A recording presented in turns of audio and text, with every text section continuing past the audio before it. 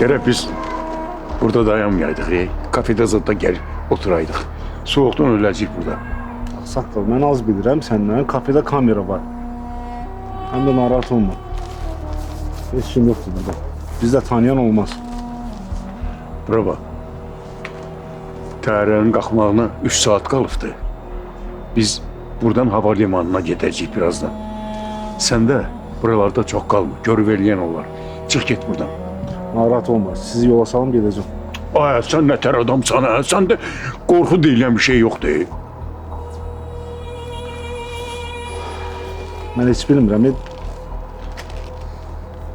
Amansız necə qalacam.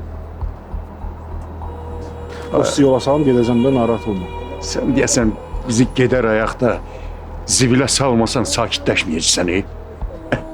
Yaxşı da, Rızam, yaxşı da. Sən Allah yaxşı da.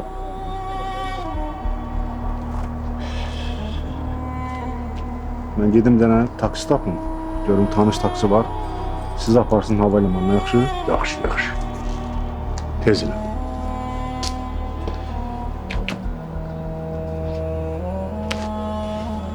Ata, Ha, mən susamışam. Mənə su ala bilərsən? ha, pusat kızım, pusat. Pusat alıp gətir.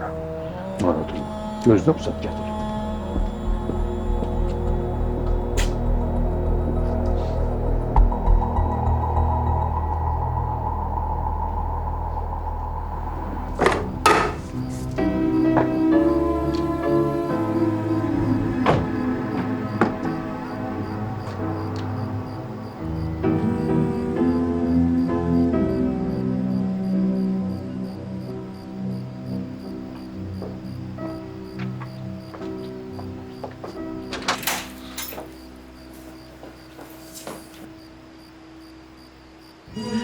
Toğrul.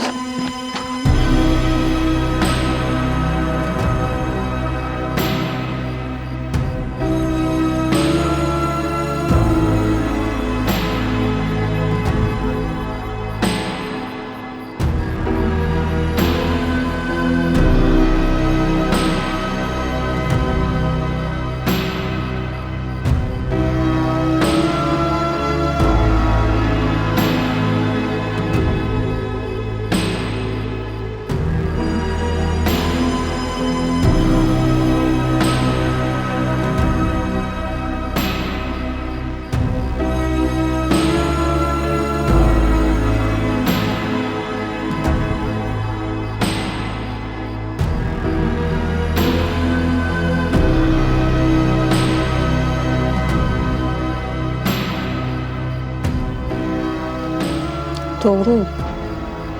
Yaxşısan? Ha. Yaxşıyam, yaxşıyam. Onu gəl gedəydik.